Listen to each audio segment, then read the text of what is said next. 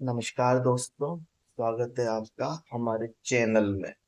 एक बकरे ने बताया कि इस एक चीज के लिए पत्नी अपने पति को भी मौत के घाट उतार सकती है। ये तीन लोग सगे खून के रिश्ते के साथ भी गद्दारी करते हैं। इसी जंगल में एक ऊंट और एक बकरे के बीच गहरी मित्रता थी। वो हमेशा साथ साथ घास चरते थे, साथ साथ खेलते कूदते, साथ साथ आराम करते थे। दोनों के बीच काफी गहरी, काफी अच्छी मित्रता थी। अगर नदी के उस पार जाना होता था तो ऊंट बकरे को अपनी पीठ पर लेता था और आसानी से दोनों नदी के उस पार पहुंच जाते थे। बकरा बड़ा ही बुद्धिमान प्राणी था।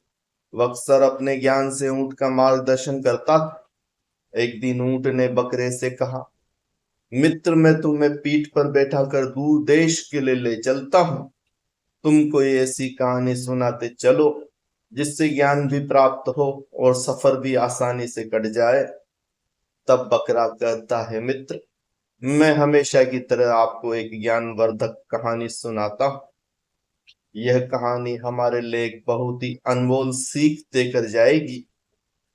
आपसे निवेदन है कि इस कहानी को ध्यान देकर सुने। मित्रों, अब तो बकरा ऊंट को वह कहानी सुनाना शुरू करता है और कहता है, मित्र, ऐसे कौन से तीन लोग होते हैं जिन पर कभी विश्वास नहीं करना चाहिए, जो सगे खून के रिश्ते के साथ भी गद्दारी करते हैं। बहुत समय पहले की बात है। एक बहुत ही सुंदर नगर था। उस नगर में एक चोर अपने परिवार के साथ रहता था। छोटी मोटी चोरी करके वह अपने परिवार का पालन पोषण करता था। मित्रों, जो चोर था वह चोरी तो करता ही था, लेकिन उसके चुराए हुए धन से उसके परिवार का ठीक से पालन पोषण नहीं हो पाता। इसीलिए चोर हमेशा बड़ा ही चिंतित और दुखी रहता था। एक दिन चोर अपने घर के द्वार पर बैठा हुआ सोच रहा था कि मैं नगर में चोरी करता हूँ, लोगों के घरों में डाका डालता हूँ, फिर भी मैं दुखी रहता हूँ। मैंने इतनी चोरी कर ली, फिर भी मेरे परिवार की गरीबी दूर नहीं होती। अब मैं ऐसा क्या करूं जिससे मेरे परिवार की गरीबी मिट जाए। मित्रों, चोर बैठा हुआ ये सब बातें सोच रहा था। तभी उसके दिमाग में एक विचार आता है। चोर ने विचार किया कि पाप तो पाप होता है, चाहे छोटा हो या बड़ा। चोरी तो चोरी है, छोटी हो या बड़ी, चोर तो चोर ही रहेगा। इस तरह विचार करते हुए चोर सोचता है, चोरी करते हुए पकड़ा गया तो सजा मुझे उतनी ही मिलेगी जितनी बड़ी चोरी करने की मिलेगी, तो फिर क्यों ना मैं बड़ी चोरी करूं। मित्र, यह विचार कर उस चोर ने एक योजना बनाई कि आज रात में नगर के राजा के यहाँ खजाना लूटने जाऊंगा। और यह निश्चय करके वह नगर के राजा के यहाँ खजाना लूटने की योजना बनाने में जुट गया। मित्रों, जब रात होती है तो चोर दबे पांव राजमहल में प्रवेश कर जाता है और उसी तरह वो वहीं पर पहुंच जाता है जहां राजा का खजाना रखा हुआ था। वहां पहुंचकर उसने देखा कि खजाने के चारों तरफ कड़ी सुरक्षा है। कई सैनिक खजाने को पहरा दे रहे हैं और उनकी आंखों से छुपकर खजाने तक पहुंचना बड़ा ही कठिन काम है। इतनी कड़ी सुरक्षा, इस सुरक्षा घेरे को तोड़कर खजाने तक पहुंचना कोई आसान काम नहीं था। यदि किसी सैनिक की नजर चोर पर पड़ गई तो तुरंत ही वो उसे मौत के घाट उतार देगा। आज उन सैनिकों को देखकर चोर को सैनिक के रूप में अपना काल नजर आ रहा था। उन्हें देखकर ऐसा प्रतीत हो रहा था जैसे खजाने के चारों तरफ साक्षात यमराज पहरा दे रहे हो। सोचने लगा, अगर मैंने चोरी करने की कोशिश की तो आज मैं जीवित नहीं बचूंगा। मित्रों, यह सोचकर चोर ने चोरी का विचार त्याग दिया और उल्टे पांव ही वापस लौटने लगा। अभी कुछ दूर पर ही जा पाया था कि इतने में उसके मन में दूसरा विचार आया। सोचने लगा, मैं इतनी मेहनत करके इस राजमहल के अंदर तक पहुंचा हूं और खाली हाथ ही अपने घर लौट रहा हूं। खाली हाथ लौटने से तो अच्छा है कि मैं यहाँ से कुछ न कुछ चुरा के ले जाऊं। यदि मैं यहाँ से खाली हाथ घर वापस लौटा तो मेरी इतनी दूर आना व्यर्थ हो जाएगा। मित्रों, यह सोचकर चोर ने अपने कदम राजा के शयन कक्ष की तरफ बढ़ा दिए। चोर ने अनुमान लगाया कि इस समय राजा तो अपनी रानी के साथ गहरी नींद में सो रहे होंगे। राजा के शयन कक्ष में जाऊंगा और राजा के वस्त्र पहनूंगा और उन राजसी वस्त्र को पहनकर राजा का वेशभूषा बनाकर आराम से यहाँ से धन चुरा कर इन महलों के बाहर निकल जाऊंगा।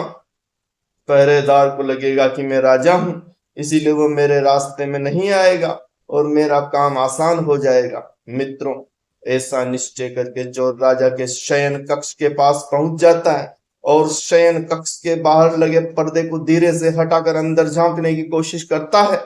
जैसे ही उसने पर्दे को हटाकर अंदर झांका तो अंदर का नजारा देखकर वो तो स्तब्ध रह गया। उसने देखा कि राजा अपने पलंग पर गहरी नींद में सोया हुआ है और उसकी रानी अर्धनग्न अवस्था में पलंग के सिराने बैठी हुई। रानी को जागता हुआ देखकर चोर के हाथ पैर फूल जाते हैं और चोर एक तरफ दीवार से सट कर खड़ा हो जाता है। रानी के सो जाने का इंतजार करने लगता है। कुछ समय तक तो चोर उस दीवार से सट कर ऐसे ही खड़ा रहा। उसके बाद जब उसने पर्दा हटाकर फिर से देखा कि रानी सो गई या जाग रही है, क्योंकि चोर तो इस ताक में था कि रानी सोए तो मैं राजा के वस्त्र चुरा कर उन वस्त्रों को पहन लूं और इस महल से बाहर निकल जाऊं।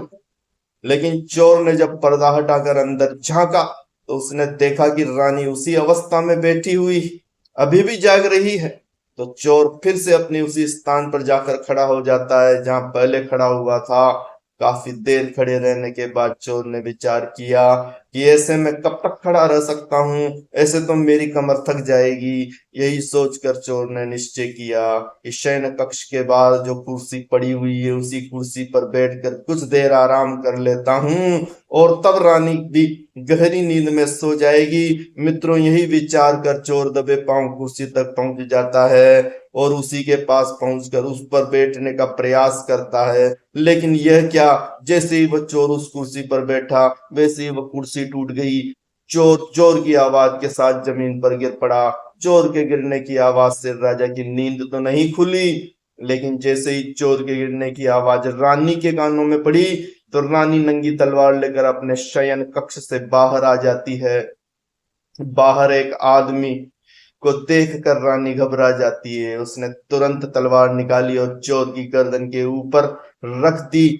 बोली, तू कौन है और किस लिए यहाँ आया है? सच बताना, वरना मैं तेरा सिर धड़ से अलग कर दूंगी। मित्रों, जैसे ही रानी की तलवार ने चोर की गर्दन को छुआ तो चोर डर के मारे थरथर कांपने लगा। उसका पूरा शरीर पसीने से सराबोर हो गया। चोर हाथ जोड़ते हुए बोला कि रानी साहिबा, मेरी जान बख्श दो, मैं गरीब हूँ और चोरी करने के उद्देश्य से आपके इन महलों में आया हूँ। है महारानी, मैं आपके ही नगर का एक छोटा सा चोर हूँ और छोटी मोटी चोरी करके ही अपने परिवार का पालन पोषण करता हूँ। आप मुझे मार दोगी तो मेरे बच्चे अनाथ हो जाएंगे। हे रानी साहेबा, मैं आपको वचन देता हूँ कि आप इस बार मुझे छोड़ दो। आज के बाद मैं फिर कभी इन महलों की चोरी करने नहीं आऊंगा। हे रानी, मेरे छोटे छोटे बच्चे हैं, कृपया आज मेरी जान बख्श दो और मुझे यहाँ से जाने दो। रानी जब चोर की इन बातों को सुनती है तो उसे कुछ तरस आ जाता है। फिर कुछ सोच समझ कर रानी उस चोर से कहती है कि सुनो, मैं तुम्हें एक शर्त पर छोड़ सकती हूँ। तुम्हें मेरा एक काम पूरा करना होगा। तुम्हारी जान भी बच जाएगी और कुछ धन वगैरह भी तुम्हें मैं दे दूंगी, लेकिन जाने से पहले तुम्हें मेरा यह काम करना होगा। चोर बोला, महारानी, आप जो बोलेगी मैं वही करूंगा। आपकी सभी शर्त मुझे मंजूर है, बस आपको मेरी गर्दन से तलवार हटानी है। आप जो कहोगी मैं उसे वैसे ही करने को तैयार हूँ। रानी बोली, यदि तुम जिंदा इनसे अपने बात घर जाना चाहते हो तो तुम मेरी इन बातों को कान लगाकर सुनो। मेरी इच्छा यह है कि मैं इस समय काम से पीड़ित हूं। यदि तुम मेरे साथ समागम करो और मुझे संतुष्टि प्रदान करो तभी तुम यहाँ से जिंदा बाहर जा सकते हो। यदि तुमने मेरी बातों को नहीं माना तो तुम्हारा सर और मेरी तलवार एक झटके में ही तुम्हारी गर्दन को धड़ से अलग कर दूंगी। सोच लो तुम्हें क्या करना है। मित्रों, चोर जब रानी के मुख से इन बातों को सुनता है तो रानी के इन वचनों को सुनकर वो और भी ज्यादा घबरा जाता है। चोर रानी से कहता है, रानी साहिबा, आप ये क्या बोल रही हो? मैं कहाँ एक छोटा सा चोर और आप कहाँ इतने बड़े साम्राज्य की महारानी। मैं भला आपके साथ में ऐसा सोच भी नहीं सकता हूँ। ये तो मेरे लिए सोचना भी पाप है। मेरी इतनी औकात नहीं जो मैं आपके साथ में ऐसा करने की सोचूं। रानी ने कहा, देखो, मुझे मत समझाओ कि क्या सही है और क्या गलत है। मैं कुछ नहीं सुनना चाहती। वास्तव में तुम्हें जान प्यारी है, तो मैं जैसा कहती हूँ तुम वैसा करो, वरना मरने के लिए तैयार हो जाओ। मित्रों, रानी का ऐसा प्रस्ताव सुनकर चोर की जान हलक में अटक गई। सोचने लगा कि आज तो मैं बड़ी मुसीबत में फंस गया हूँ। मैंने रानी की बात नहीं मानी तो रानी मुझे मौत के घाट उतार देगी। यदि मैंने रानी की बात मान भी ली तो मुझे यह बात राजा को पता चल गई तो राजा मुझे कहीं का नहीं छोड़ेगा। मित्रों, चोर बड़ी दुविधा में फंस गया। चोर सोचने लगा, अब मुझे क्या करना चाहिए, कैसे मैं इस मुसीबत से बाहर निकलूं।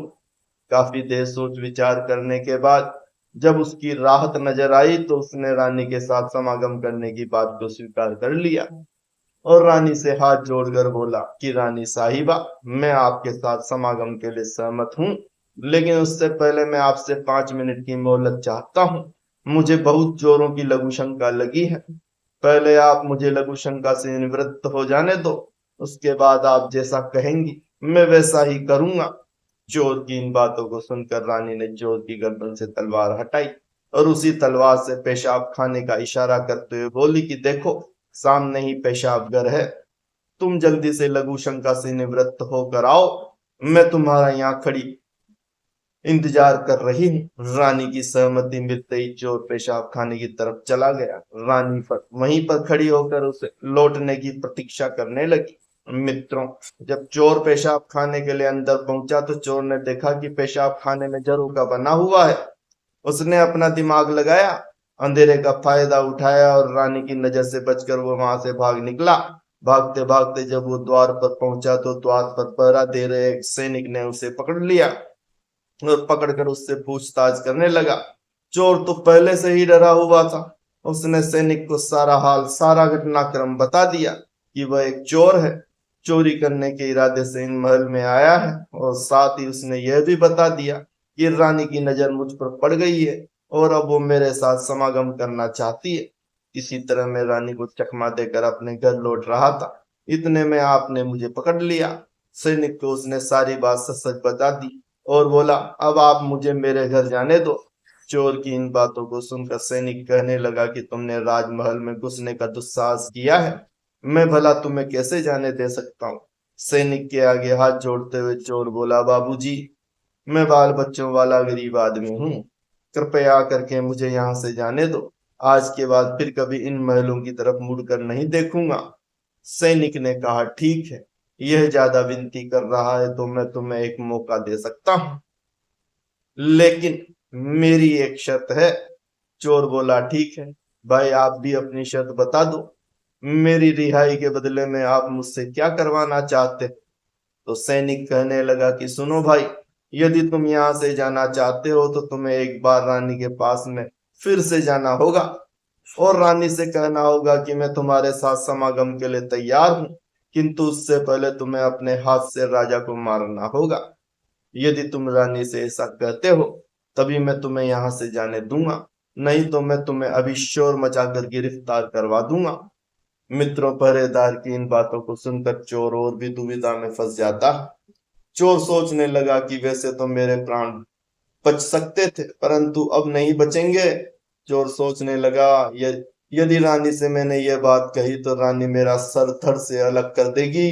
अब तो चोर को चारों तरफ मौत दिखाई दे रही थी। चोर सोचने लगा कि वह कौन सी ऐसी मनहूस घड़ी थी जो मेरे मन में इस राजमहल में चोरी करने का विचार आया। मैं यहाँ नहीं आता तो ही अच्छा था। पहरेदार जोर देकर कहने लगा, जल्दी बताओ क्या सोचा है, तुमने रानी के पास जाते हो या फिर मैं शोर मचाऊं। चोर बोला, भाई तुम शोर मत मचाओ, मैं अभी रानी के पास में जाता हूँ और तुमने मुझसे जो बात कही है मैं रानी से जाकर कहता हूँ। मैं इस प्रकार वो चोर मजबूर होकर रानी के पास जाता है और रानी के सामने वही बात रख देता है जो सैनिक ने बताई थी। रानी साहिबा, मुझे आपके साथ संबंध बनाने में कोई एतराज नहीं है, लेकिन मुझे इस बात का डर है कि यदि किसी तरह महाराज की नींद टूट गई और उन्होंने हमें देख लिया तो ना तुम जिंदा बचोगी और ना मैं। चोर बोला, है रानी, यदि आप मेरे साथ में समागम चाहती हो तो उससे पहले तुम्हें अपने पति का सर काटना होगा। अगर तुम मेरी इन बातों को पूरा करती हो तो मुझे तुम्हारे साथ में संबंध बनाने में कोई आपत्ति नहीं है। यदि आप मेरी बातों से नाराज हैं तो मैं राजा के हाथों से मरने की अपेक्षा आपके हाथों मरना उचित समझूंगा। चाहो तो आप मुझे मार सकती हो। मित्रों, काम अग्नि में अंधी रानी चोर के मुख से जब इन बातों को सुनती है तो चोर की बातों को सुनकर वो कहती है कि बस इतनी सी बात, रुको, अभी मैं राजा साहब को मौत के घाट उतार देती हूँ।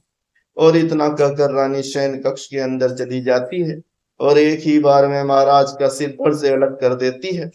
मित्रों, जैसे ही रानी ने राजा का सिर काटा तो पूरा शयन कक्ष राजा के लहू से लथपथ हो गया।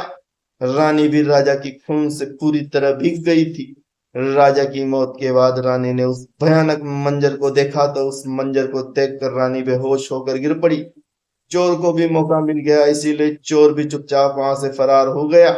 इधर जब अगला दिन हुआ, अगले दिन की सुबह जब राज कर्मचारियों ने देखा कि राजा के शयन कक्ष में राजा की सिरकटी लाश पड़ी है और राजा के सबके पास उनकी रानी बेहोश पड़ी है, तो इस नजारे को देखकर राजमहल में शोर मच गया कि कोई राजा साहब को मार गया है। मगर राजा साहब को मारने वाला कौन था, इस बात का किसी को कुछ पता नहीं चल गया।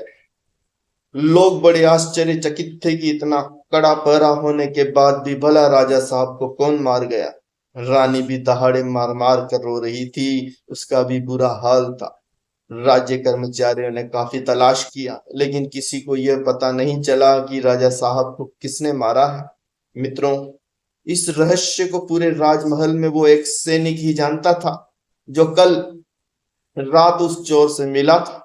उसे पक्का यकीन था कि रानी और चोर में से किसी एक ने ही राजा को मारा है, परंतु उसने इस बात की चर्चा किसी से नहीं की क्योंकि उसे ऐसा लगता था कि मैंने यदि किसी को इस बारे में बताया तो कोई भी मेरी बात पर यकीन नहीं करेगा, उल्टा मुझे ही दोषी ठहराया जाएगा।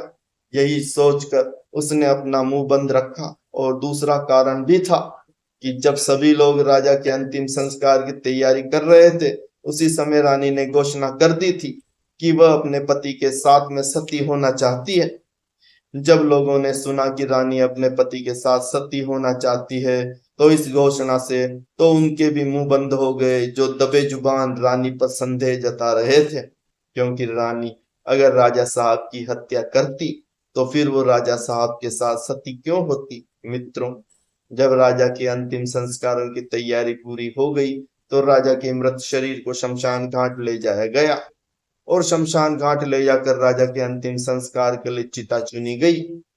रानी भी अपने पति के साथ चिता पर जाकर बैठ गई। सब नगरवासी बारी बारी से चिता पर लकड़ियां लगाते और राजा साहब को प्रणाम करते हुए आगे बढ़ते जा रहे थे। सभी लोगों की जुबान पर एक ही बात कि रानी अपने पति से बहुत प्यार करती है, इसीलिए जिंदा ही अपने पति के साथ में सती होने जा रही है।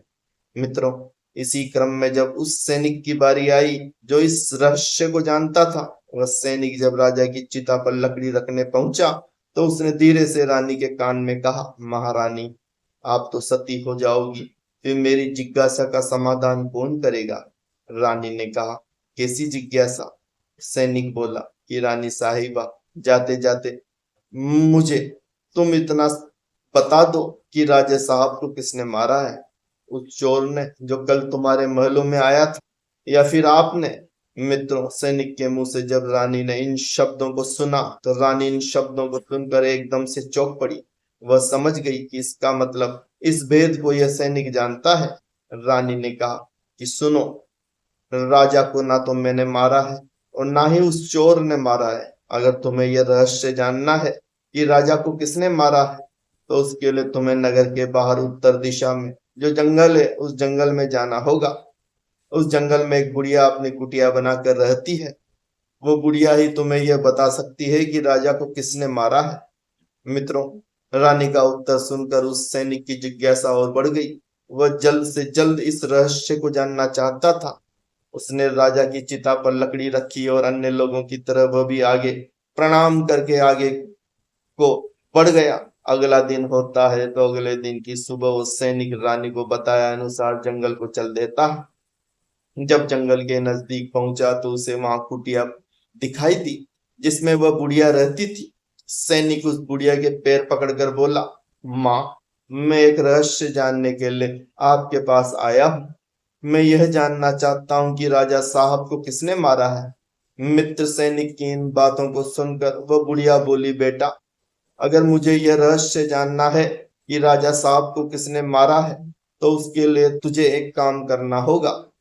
बेटा, मेरी कुटिया के सामने एक बकरा बंधा हुआ है।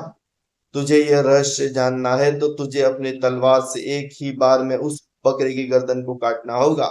जैसे ही तू उस बकरे की गर्दन को काटेगा, वैसे ही उस बकरे का धड़ वहीं गिर जाएगा और उसका सिर हवा में उड़ने लगेगा। बेटा, जैसे ही उस बकरे का सिर हवा में उड़ने लगे, वैसे ही तुम उस बकरे के कान पकड़ लेना। बकरे का सिर तुम्हें जिस जगह पर ले जाए, तुम बाहर चले जाना। उस स्थान पर पहुंचकर तुम्हें तुम्हारे प्रश्न का उत्तर मिल जाएगा कि राजा को किसने मारा है। मित्रों, जैसे ही सैनिक गुड़िया के इन वचनों को सुनता है तो तुरंत ही कुटिया से निकलकर बाहर आ जाता है। कुटिया के बाहर निकलकर सैनिक देखता है कि सचमुच कुटिया के बाहर एक बकरा बंधा हुआ है। बकरे को देखकर सैनिक ने तुरंत अपनी तलवार निकालता है और एक ही बार में बकरे का सिर धड़ से अलग कर देता है। मित्रों, बकरे का सिर कटते ही वह सर हवा में उड़ने लग जाता है। सैनिक ने झट से उसके कान पकड़ लिए। बकरे के सिर के साथ सैनिक भी हवा में उड़ने लग जाता है। काफी देर के बाद वो सिर सैनिक को लेकर के एक भयानक जंगल में जाता है, जहां पर एक बड़ी सी गुफा बनी हुई थी। उस गुफा के द्वार पर जाकर बकरे का सिर नीचे उतर जाता है। सैनिक सोचने लगा कि इस जंगल में मुझे कोई मनुष्य तो दिखाई नहीं दे रहा, फिर मेरे सवालों का जवाब कौन देगा? कौन इस रहस्य से पर्दा उठाएगा कि राजा को किसने मारा है? जिस गुफा के सामने खड़ा हुआ, वो सैनिक यह सोच रहा था कि वह एक राक्षस की गुफा थी। मित्रों, वो एक राक्षस अपनी बेटी के साथ में रहता था।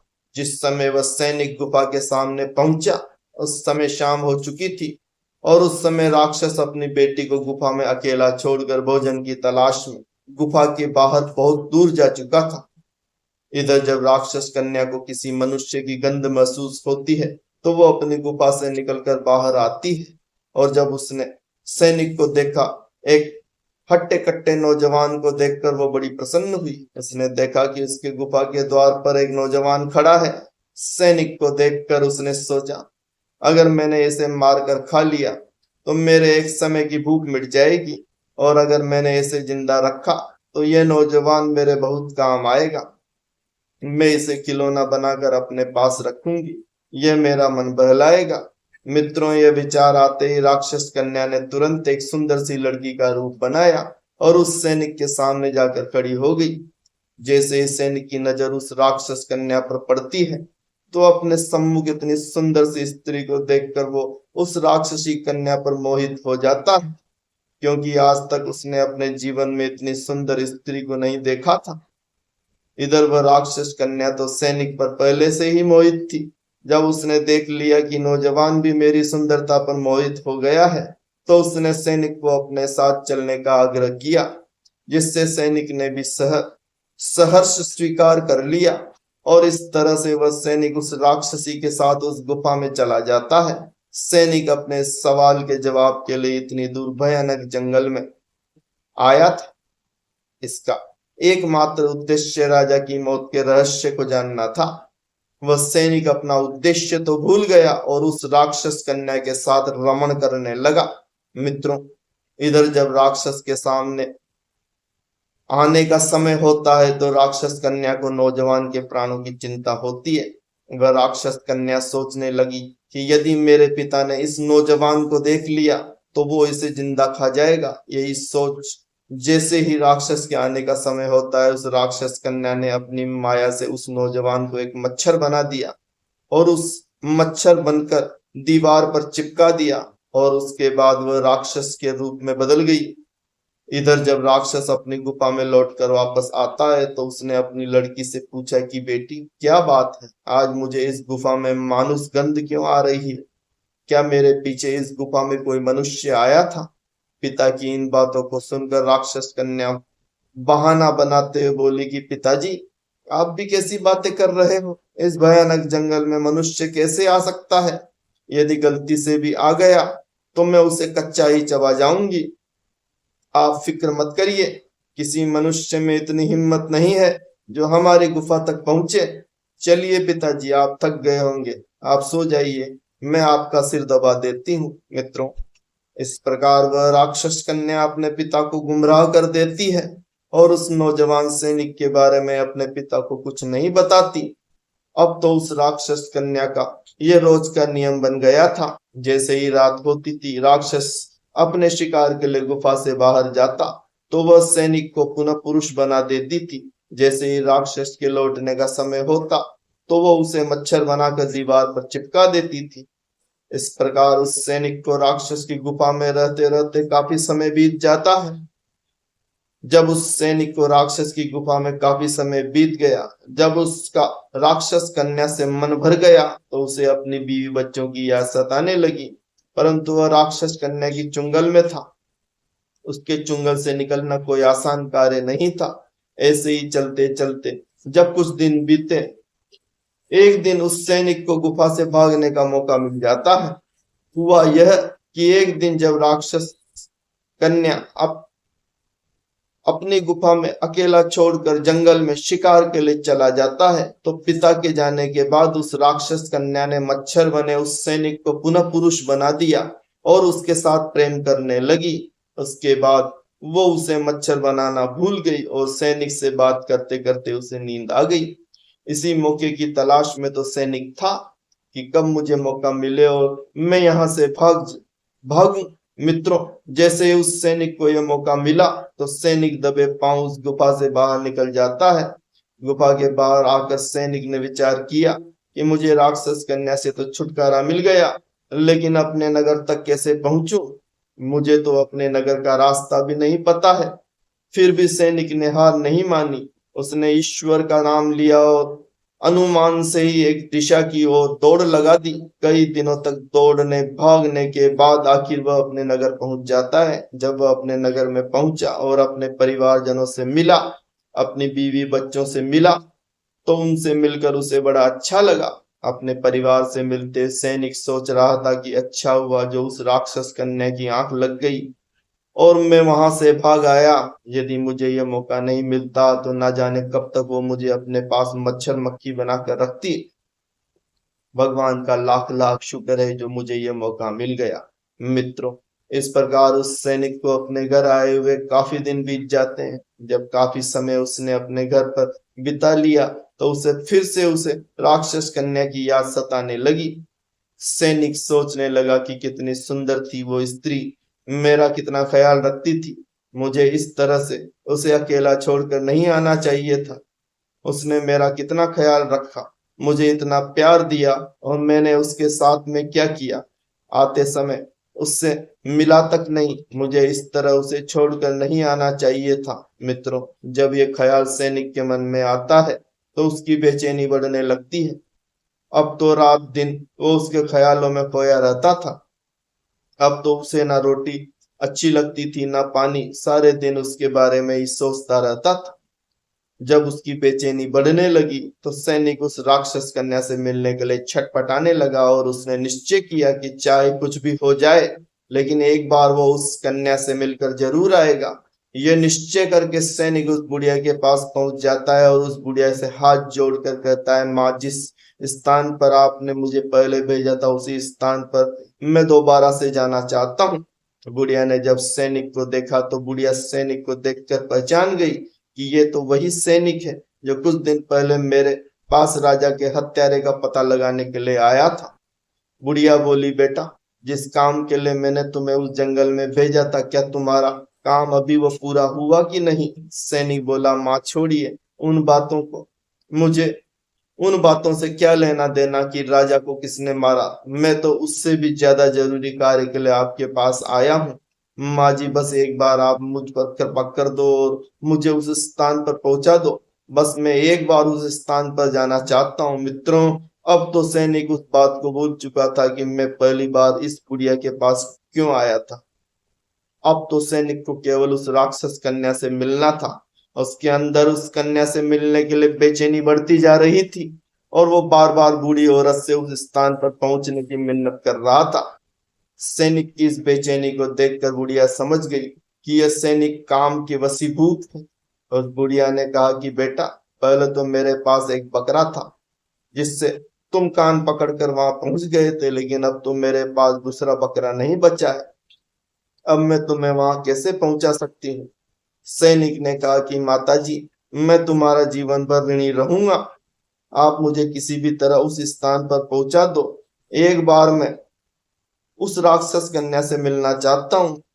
आप किसी तरह मुझे उस लड़की से मिलवा दो। सैनिक की इन बातों को सुनकर बुढ़िया बोली, ठीक है, यदि तुम नहीं मानते हो, मेरे पास एक दूसरा उपाय है जिससे तुम शीघ्र ही उस लड़की के पास पहुंच सकते हो। जब सैनिक ने पूछा क्या उपाय है, तो गुड़िया कहने लगी कि बेटा, तुम उस लड़की से मिलना चाहते हो तो उसके लिए तुम्हें अपने बड़े बेटे को मेरे पास लाना होगा। सैनिक बोला, यह कौन सी बड़ी बात है, मैं अभी अपने बेटे को लेकर आता हूँ। अब तो मित्रों, वह सैनिक अपने घर जाता है और अपने पुत्र को अपने साथ लेकर के आता है। इतना कहकर सैनिक अपने घर पहुंचा और अपने बड़े बेटे को लेकर बुढ़िया के पास आ गया। कहने लगा, माताजी, मैं अपने बेटे को अपने साथ ले आया हूँ, बताइए अब मुझे क्या करना है? बुढ़िया बोली, बेटा, तुम्हें ज्यादा कुछ नहीं करना है। जिस प्रकार तुमने उस बकरे का सिर काटा था, उसी प्रकार तुम्हें अपने पुत्र की गर्दन काटनी है। जिस तरह तुम बकरे के कान पकड़कर उस स्थान पर पहुंचे थे, उसी प्रकार बेटे का सर भी तुम्हें उस स्थान पर पहुंचा देगा। मित्रों, काम के वशीभूत वो सैनिक लड़की से मिलने के लिए अपने बच्चे का सर काटने के लिए तैयार हो जाता है। जैसे ही सैनिक अपने बेटे का सर काटने के लिए तलवार उठाता है, वैसे ही उस बुढ़िया उस सैनिक का हाथ पकड़ लेती है और कहती है, ठहरो नौजवान, यही तुम्हारे प्रश्न का जवाब है। तुम मेरे पास उस दिन एक सवाल लेकर आए थे कि राजा को किसने मारा है। तो सुनो नौजवान, राजा को ना तो चोर ने मारा था और ना ही रानी ने मारा था। राजा को तो सिर्फ हवस ने मारा था। जिस तरह आज तुम काम वासना में अंधे होकर अपने ही बेटे को मारने के लिए तैयार हो गए, इसी हवस के वशीभूत होकर मनुष्य अंधा हो जाता है और वह इतना घृणित कार्य कर देता है जिसकी कोई कल्पना भी नहीं कर सकता। वासना का अंधा रिश्ता को तार तार कर देता है। कब किसकी जान ले कोई नहीं जानता। इसीलिए कोई कितना भी सगा हो, वासना के अंधे का कभी विश्वास नहीं करना चाहिए। बुढ़िया आगे समझाते हुए बोली, बेटा, दूसरा होता है धन का लालची। धन का लालची व्यक्ति भी कभी किसी का सगा नहीं होता। जो व्यक्ति धन का लालची होता है, उसके लिए भी कोई चीज मायने नहीं रखती। ऐसे लोग थोड़े से धन के लालच में सभी सीमाएं लांघ जाती है। धन के लालची व्यक्ति का भी कभी विश्वास नहीं करना चाहिए। बेटा, अब मैं तुम्हें तीसरी व्यक्ति के बारे में बताती हूँ जिसके ऊपर भी कभी भूलकर विश्वास नहीं करना चाहिए। बेटा, वो है क्रोधी इंसान। जिन व्यक्तियों का स्वभाव क्रोधी किस्म का होता है, ऐसे लोग भी विश्वास के काबिल नहीं होते। क्रोधी मनुष्य क्रोध में अंधा होकर वह सब कुछ कर डालता है जिसका अंजाम पछताने के अलावा कुछ नहीं होता। क्रोधी मनुष्य की बुद्धि सबसे शून्य हो जाती है। क्रोधी मनुष्य को अपना पराया कुछ नहीं दिखाई देता। क्रोधी मनुष्य से सदा सावधान रहना चाहिए। तो पुत्र, ये थे वो तीन लोग जिनसे हमेशा बच के रहना चाहिए। ये लोग किसी भी हद तक जा सकते हैं। ये तीन लोग सगे अपने खून के साथ भी गद्दारी कर सकते हैं। आगे बुढ़िया उस सैनिक को समझाते हुए बोली, बेटा, जंगल में कोई कन्या नहीं है। यह तो सब मेरी रचाई हुई माया थी। यदि मैं सीधे सीधे तुम्हारे प्रश्न का उत्तर दे देती और कहती कि राजा को वासना ने मारा है, तो तुम्हें मेरी बात पर यकीन नहीं होता। लेकिन आज तुमने अपनी आंखों से देख लिया है कि वासना में मनुष्य कितना अंधा हो जाता है कि उसे अपना पुत्र भी दिखाई नहीं देता।